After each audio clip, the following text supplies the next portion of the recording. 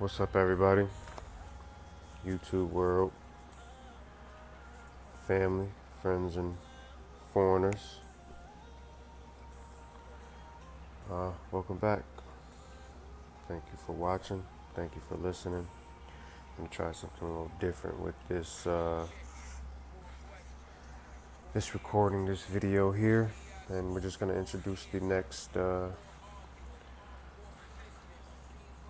next instance of emotional blackmail, Inception, and the road less traveled. So I'm going to read from Emotional Blackmail before we get into the video. I've also got another recording from me and my counselor.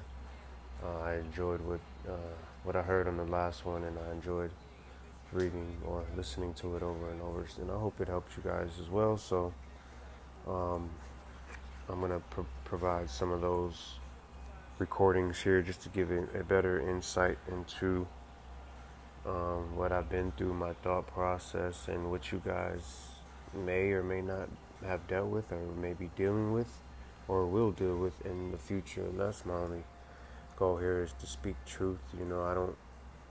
I love women. I love a woman. I don't love. I do love Mirror, and I can't empathize, or I can't sympathize with a woman who wants to be me. I don't know. That's just different. Who wants to behave like me and overpower me? That's just foreign to me. So, it's not about hate. It's not about bashing or any of that. It's about, awareness, and if you have a problem, whether it's at home or at work, especially according to the business model and the money, if you don't correct the issue, business goes under. So it's not about those who are true and honest and real and striving to be better, instead of making excuses or holding the other back. It's about it's an interstellar type of thing, where there are those who have been through, or those from the future who are in the books, in the bookshelf, knocking down these books, spreading this light to those who are coming up, in our past, and they're wondering, what are we talking about? And when they do realize, they're going to say, oh, you tried to tell us the whole time. You were right. So, emotional blackmail. If you really love me, after all I've done for you, how can you be so selfish? When the people in your life use fear, obligation, and guilt to manipulate you. By Susan Forward, PhD. Alright, so let's jump right into her definition of emotional blackmail. Emotional blackmail is a powerful form of manipulation in which people close to us threaten, either directly or indirectly, to punish us if we don't do what they want. At the heart of any kind of blackmail is one basic threat, which can be expressed in many different ways. If you don't behave the way I want you to, you will suffer. A criminal blackmailer might threaten to use knowledge about a person's past to ruin her reputation, or ask to be paid off in cash to hide a secret. Emotional blackmail hits closer to home. Emotional blackmailers know how much we value our relationship with them. They know our vulnerabilities. Often, they know our deepest secrets. And no matter how much they care about us, when they fear they won't get their way, they use this intimate knowledge to shape the threats that give them the payoff they want, which is our compliance.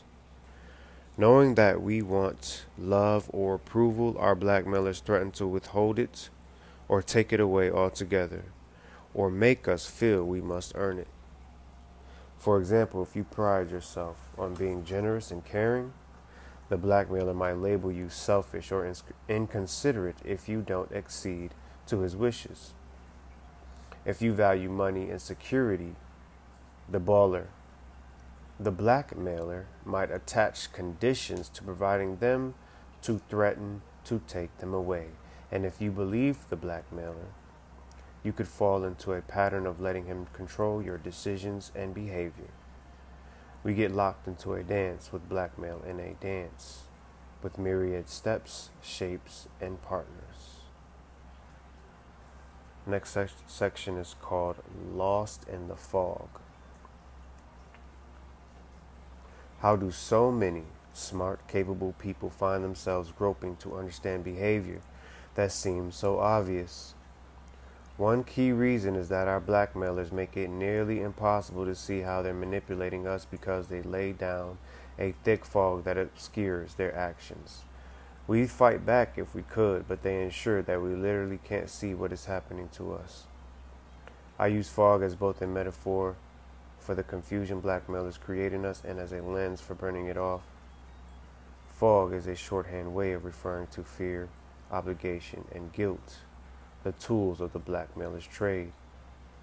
Blackmailers pump an engulfing fog into their relationships, ensuring that we will feel afraid to cross them, obligated to give them their way, and terribly guilty if we don't. Because it's so tough to cut through this fog to recognize emotional blackmail when it's happening to you, or even in retrospect, I've devised the following checklist to help you determine if you are a blackmailer's target. Do important people in your life threaten to make your life difficult if you don't do what they want? Constantly threaten to end the relationship if you don't do what they want? Tell you or imply that they will neglect, hurt themselves, or become depressed if you don't do what they want? Always want more, no matter how much you give. Regularly assume you will give in to them. Regularly ignore or discount your feelings and wants. Make lavish promises that are contingent on your behavior and then rarely keep them. Consistently label you as selfish, bad, greedy, unfeeling, or uncaring when you don't give in to them. Shower you with approval when you give in to them and take it away when you don't. Use money as a weapon to get their way. If you answer yes to even one of these conditions, you are being emotionally blackmailed, but I want to assure you that there are many changes you can put into practice immediately to improve your situation and the way you feel.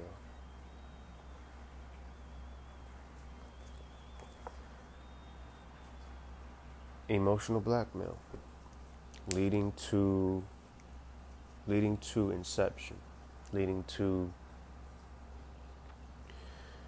extraction of your thoughts, feelings, deepest fears, secrets. This allows predatory empathy,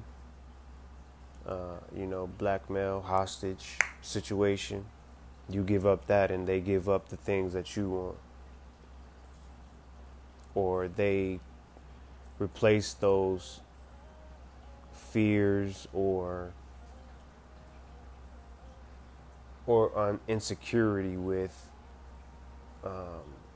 something that they want that will make them secure. But as time goes on, it will be to your detriment.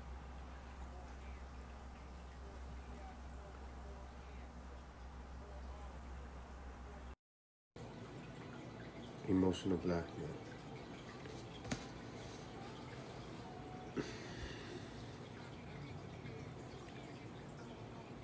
When we say it was all a dream, when we say guard your thoughts, guard your subconscious,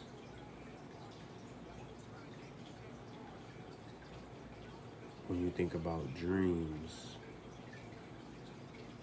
when these people leave, all you are left is with their memories. Not only their memories, but the memories of, or the broken down buildings or falling apart buildings, the abandoned homes, the abandoned dreams, the collapsing dream world that they represent in the movie, So if you can, look at the movie and tell, no matter where he was at, no matter what he did, she was always there. The kids were there, So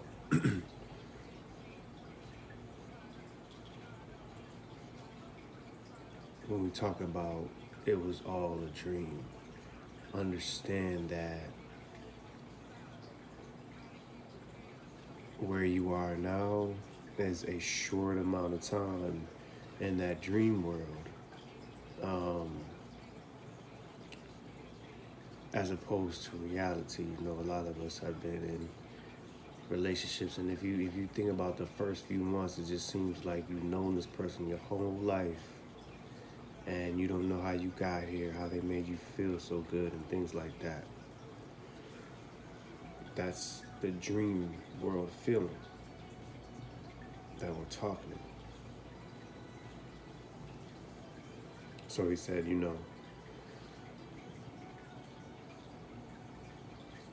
when you're in the dream, you don't know how you got there. That's why you're like, oh, where'd you come from? Well, who are you making me feel this good? But a lot of the time, some of that is sinister, especially with social media and stuff. You have these forgers who can be, these agents who could be anywhere at any time on a fake email, speaking to you through different channels, watching you do different channels, realizing what you like and using that to entice you and extract information from you. It's a real threat. It's real. So, realizing how did you get here? How did this person get here? Why are you here is real, and that's what you need to realize in order to differentiate from a dream and a real reality situation. So, in the dream, you don't understand how you got here. And he said, it's not until you get out of the dream that you realize that you were ever in one. And that's what I mean, once the dream is over, all you have is the thoughts and the memories of, oh, we made these plans, we did this, and we were supposed to do this, and oh, I thought it was gonna be so great. And why that is important is because when they say you're living within a dream, within a dream, within a dream, it's a powerful sedative. Not only that, but if they calculated it out to be 10 years to go down 3 dream states. And if you die down there, you live in limbo. How many people are living in limbo right now? When did they die? When did they die in the dream state? Was it as a child? Was it, in high school? Was it in college? Was it when they hit the real world? Was it when their marriage failed?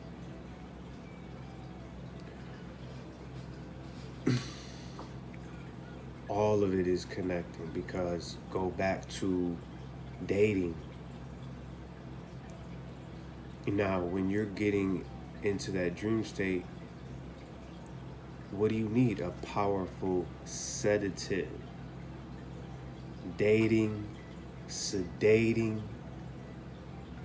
and how long do a lot of those sedatives last? Months, years,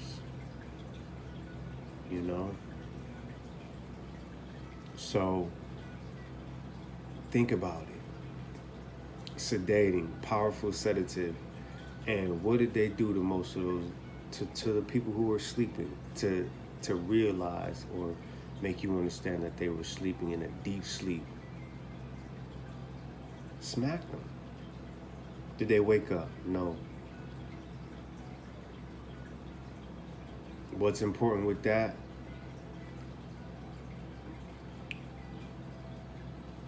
When Cobb woke up from being sedated, he immediately checked his totem,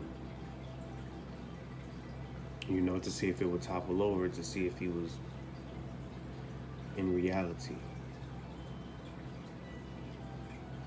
But when Sato was on the verge of dying in the dream world, he told Cobb, he said, you know, when I wake up or whatever, I will still honor our arrangement.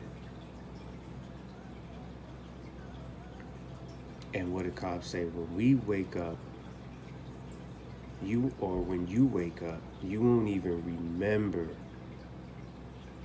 that we had an arrangement.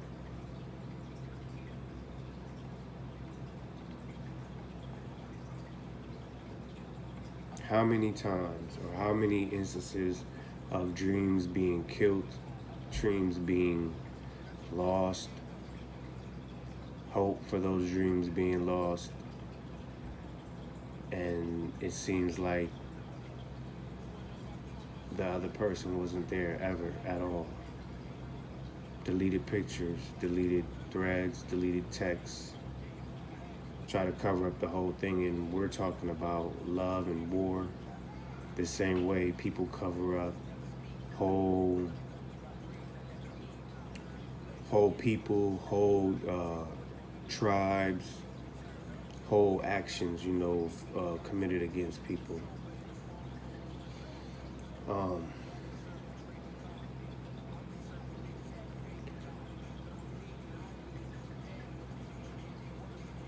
This woman was everywhere, no matter through Ariadne's complexities. She made it through the projections of other people, the deep dream states of other people.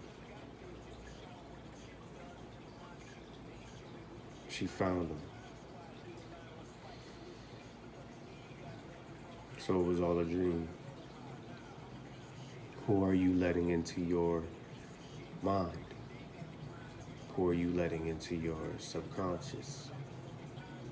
That's why we say you got to be careful, because once you do, if they go deep enough, if you go deep enough with this person, they'll never leave. And she built even more complex cities, you know, adding another dimension and playing with it and all. Guess who shows up? Before that, while she's building with the bridge and the glass and all, he tells her to not build your dreams from real places. What does that mean? What does that mean? Do not build your dreams from real places. It's the quickest way for you to lose your grasp on what's real and what's not. What's real? Your girl's past, so she's building her dreams for you based off dying in limbo, dying in the dream state, the dream within a dream. She's in limbo. Now she's trying to build another dream world, but she can only go off of what she knows. She's not having an imagination or even supporting your dream and allowing herself to be inspired that way. So, don't build dreams from real places.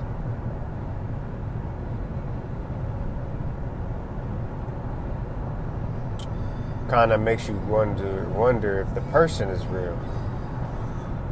So she builds the dream world, and he fills it with his subconscious. Isn't that similar to the women tell you all these wonderful things about what she can do for you, or what you guys will have in the future, and you go for it, and whatever the case may be, you have kids, you get married or whatever, and then the man, you know, whatever's on his subconscious, he feels it, and the woman feels hers as well. But for the sake of this movie, it was only, you know, Cobb's, you know, baggage ruining all the missions. So, speaking of, the bridge was a memory that Maul shared with Cobb, so she knew where to find him. Not only did she know where to find him, she was there. She was there already. And that's why you can't build dreams with new people using old memories. Very key fact there. Very key. Unless they're willing to support whatever it is. Okay. So we've got Ariadne, and now we need the forger. Who's the forger? The forger is the man that can do anything. Well, I mean, vital to the mission, he can be your best friend, your family, friend of the family, the one who handles the money, the one who can influence others on making key decisions, or he can be the female at the bar.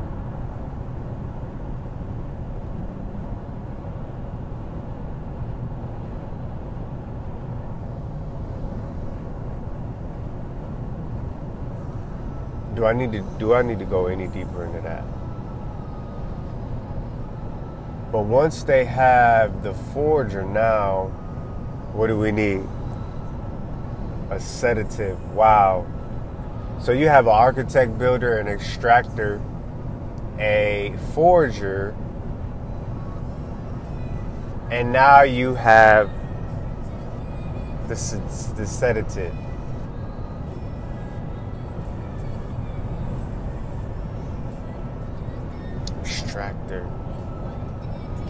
Extractor, architect, extraction, architect, forgery. That's pretty much how it goes, and then sedative. So, you know, seduce, sedate, sedative, date, intimidate, intimate, intimidate. I guess the root word there is timid.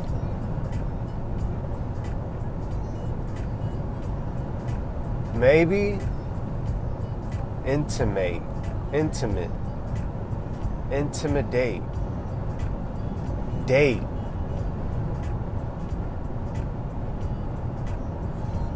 Seduce, sedate, sedative.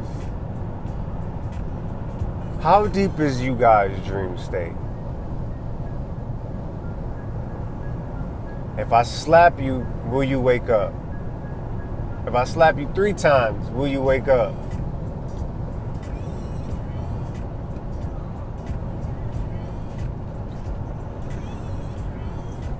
A lot of y'all think y'all in this dream state. Y'all really on Shutter Island, man. And maybe that's what Cobb is going through. You know, maybe he's still on Shutter Island, making the best of the situation, or making himself believe something else that's not to be the case.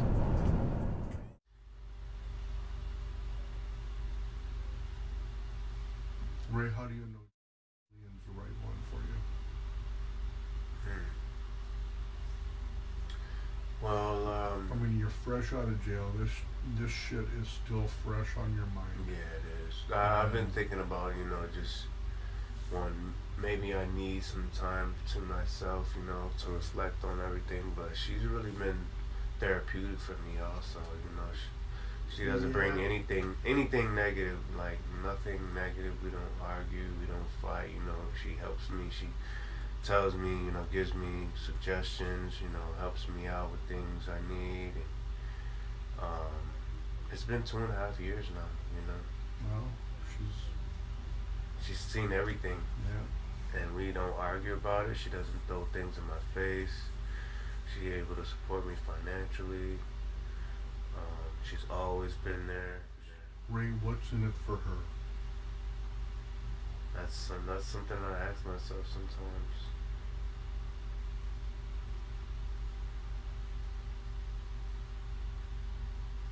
I mean, you're a great guy and everything. Right. But, what does she want? And and are you going to be able to commit to her? Are you going to be able to? Yeah, that's the question. I mean, that was part of it. It's been part of it with lifestyle.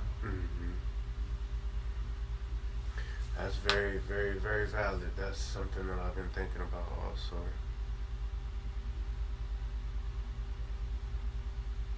So I don't want to feel like, I don't want to hurt her. I don't want to feel like I'm being caged up too, And I wonder if you feeling caged up is going to be the result of somebody having expectations of you that you resent. Man, that's what I said. Me and her communicate pretty well, but What would she happen can if still. things are locked up? Yeah, exactly. I mean, if this is like, This is yeah, like, I'll be, I dated a woman, and she was fantastic, and we got engaged really early. Okay. Now we didn't get married for about another 8 or 9 months. Okay. She treated her daughter like shit. And I thought, man, is that ever a bummer? And catered to you more? And catered to me. And resented if I had any positive interactions with her daughter. Oh no. That was 17, 18 at the time. And as soon as we got married, and she moved into my house, So the whole world changed, and she fucking thought she owned my ass. Wow. Yeah, that's the thing. And right 2 there. years later, I kicked her out and divorced her. And that was only 2 years ago. Wow. I guess there's only one reason I'm even telling you that, because I frankly don't tell that to people. Right, I can imagine. But she was pretty fucking nice to me. Yeah. Up until the I do's. And you know what? There was a bunch of us over at my house. She had just moved in. And most of my friends are PhDs, psychologists. And their wives are also psychologists. We're sitting in the backyard, and she announces that she is now the alpha of the house. Seriously? She did. Wow. Now, that may have absolutely no meaning for you. And that has all the meaning. You know? They say it, they mean it, they feel it, they just don't say it a lot of the times. Well, And they think it. You know, yeah, but you know, she knows what she wants. Yes, she does. She knows what she wants. Oh, You yeah. just don't know what she wants. And if what she wants is your unwavering devotion and unwavering commitment to her, if you can't do it, and if that's the case, then you're fucked. Yeah, all bad. All bad.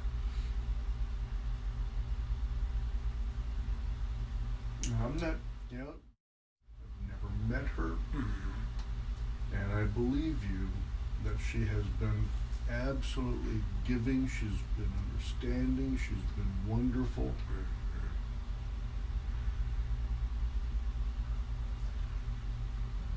Is it trolling?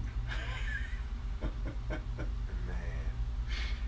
And I'm not trying to set you up. No, not at all. Because I've had questions about it myself, and you know, I've talked. We've talked. We have talked. You know that this is gonna be, but you know the flashbacks just come in my mind, and it's a different feeling from the one that I can still see the gears moving all the time. What do you see? She wants to catch you. And again, I don't know. I don't want to fuck up and tell you shit that, you know, ruin a good thing. No, I know. It's a totally different. You have to be cautious, and you've got to go into it with your eyes wide open. Oh yeah.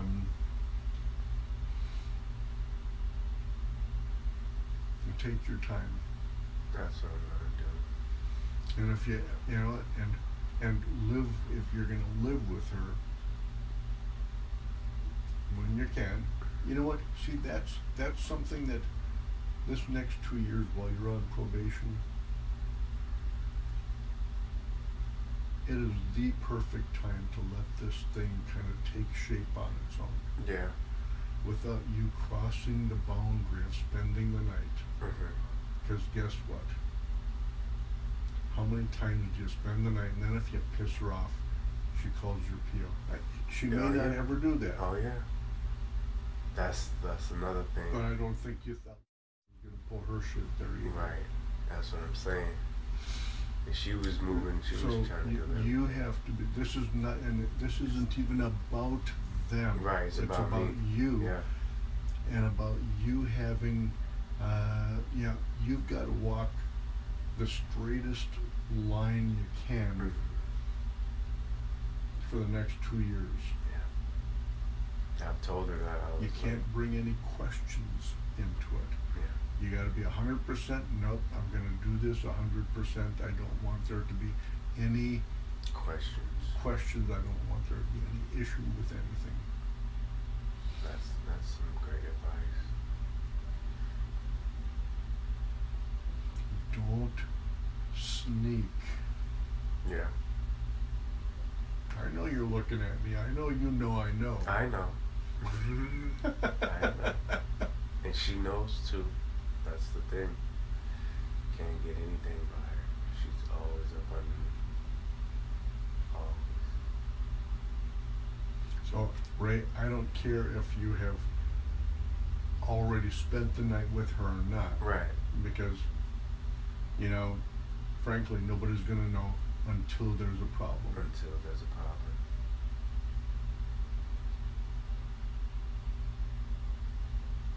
And it could be anything. It might not even be between me and her. It could be something with her daughter's father. You know, anything could happen. Catch me up there. Yeah. Ray, I hate to be too serious about this, but we got to wrap up. Okay. Fine with me. I appreciate that. I do appreciate that. Because that's been right along the lines that I've been thinking. You know, she wanted me to stay the night last night, and I told her. I think there's some things that we just connect on, and you gotta just run with it. I will do that. Stay within the lines. Yeah. Wait, there's no telling. Well, actually, there was a sign. Her daughter's father showed up to her house to pick the baby up Sunday morning, and he said Saturday night. And he doesn't like you. Yeah, supposedly. Yeah. He doesn't like the thought of, well, the things that she was telling him, he was going off of that. But I guess after he got out of jail, they had a talk. And right, now you understand.